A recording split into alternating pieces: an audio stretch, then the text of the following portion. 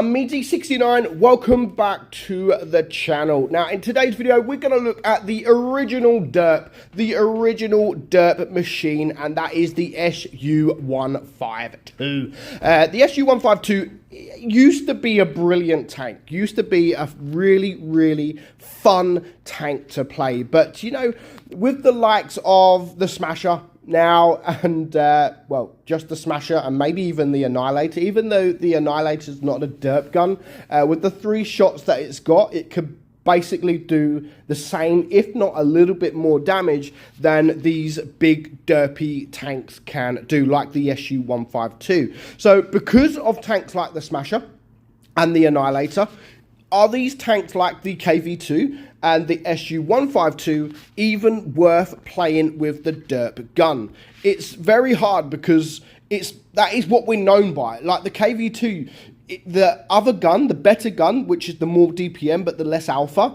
the more penetration, those are the best guns to use, but it's not the same. And that's the same with the SU-152. It's not the same running it with the 122mm. Yes, all the stats like are massive compared to what it is. I mean, if you run the 122, which is a tier 8 gun, you've got better dispersion. You've got massive amount of DPM. I mean, 3,119 DPM. The reload time is just 7 seconds. The penetration on your standard AP is higher. However, on your heat and your HE, it is lower. Just everything. Yes, the alpha is only 400 instead of the 640. It all points to use this gun.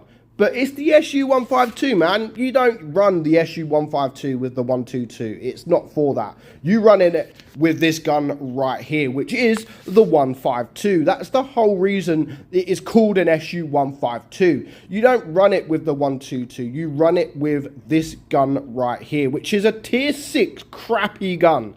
A tier 6 crappy gun, but it's the more fun gun. But the fun's been taken out of it, because why would I want to go and drive an SU-152 when I could just go and drive a Smasher, which is better in every single way? I can HE a Smasher. I can HE a SU-152 with a Smasher, killing it instantly.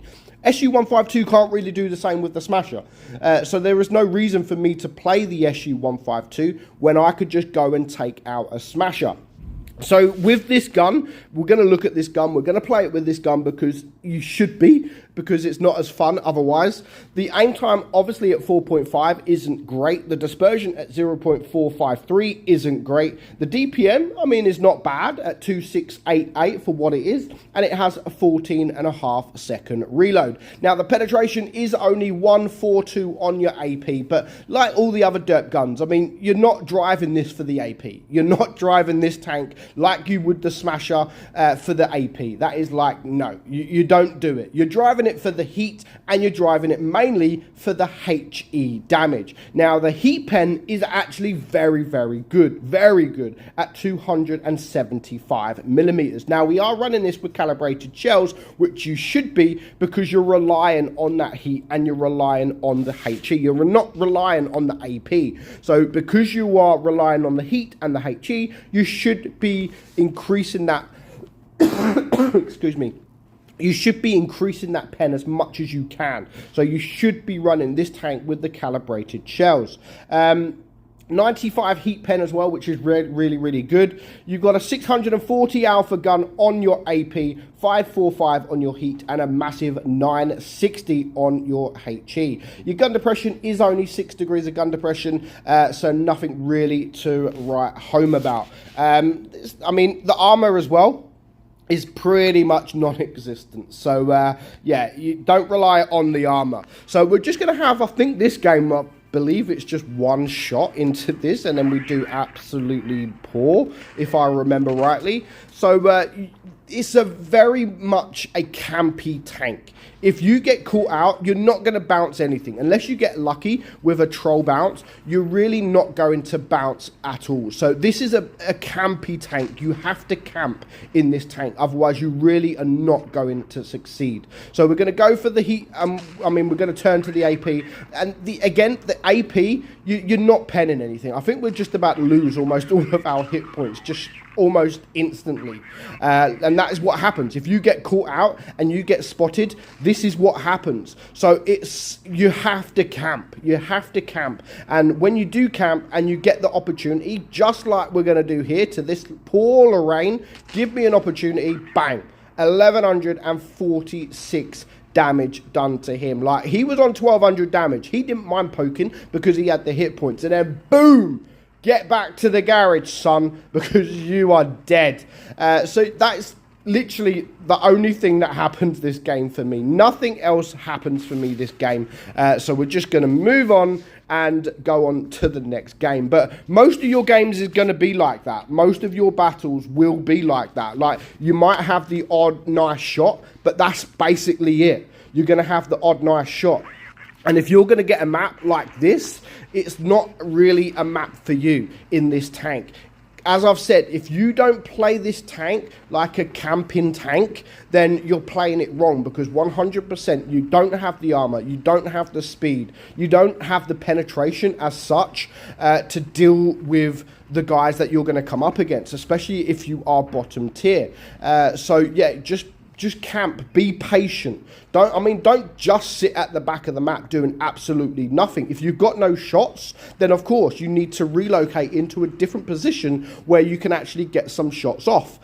So just use your brain a little bit. So we are going to get spotted there, and again, once you're spotted, just move out, just get out as soon as possible, because people will focus you because you do have that big gun.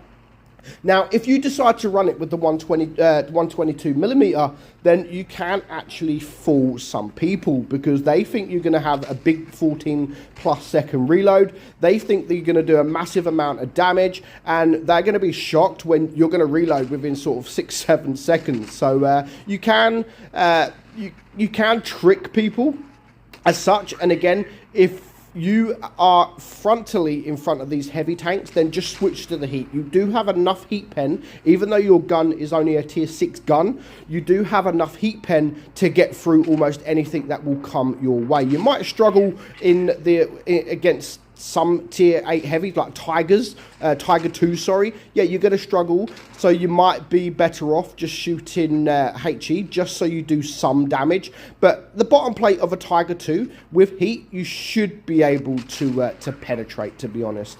So a lot of these games, when you are top tier, when you are bottom tier, you're not really going to rely on the HE as much. You're going to rely on the heat pen. But don't be afraid to use that HE, because even though you're only going to do splash damage, you can still do 400-500 damage with that splash damage. So don't be afraid just to splash these big, strong, heavily armored tanks, because you're still going to do something. But yeah, you need to get a map. I mean, a map like Castilla or a map like Dead Rail, absolutely perfect for a tank like this. A map like this that we're on now, not so good. I mean, look what we're going to do here. We're just going to splash him. He is a tier 8 heavy tank with extremely well armored compared to mine. Just splash him in the face.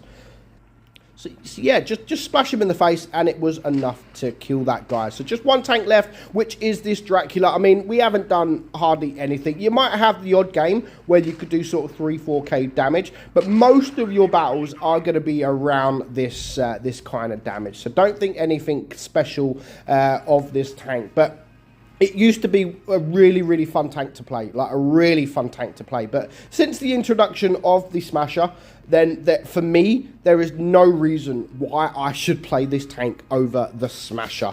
And that, I think, needs to be looked at. I mean, Wargaming should make people want to play these big dirt tanks. You know, they're fun, like the KV2, the SU-152. Like, make them better, because these are the reasons people wanted to play these games, like tier 6 and tier 7 DERP.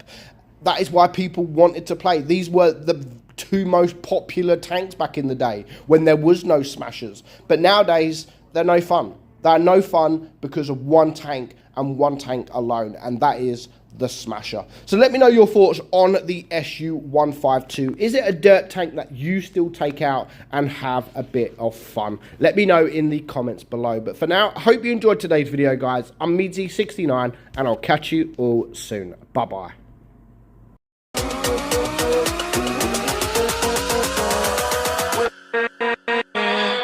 With We'll be right back.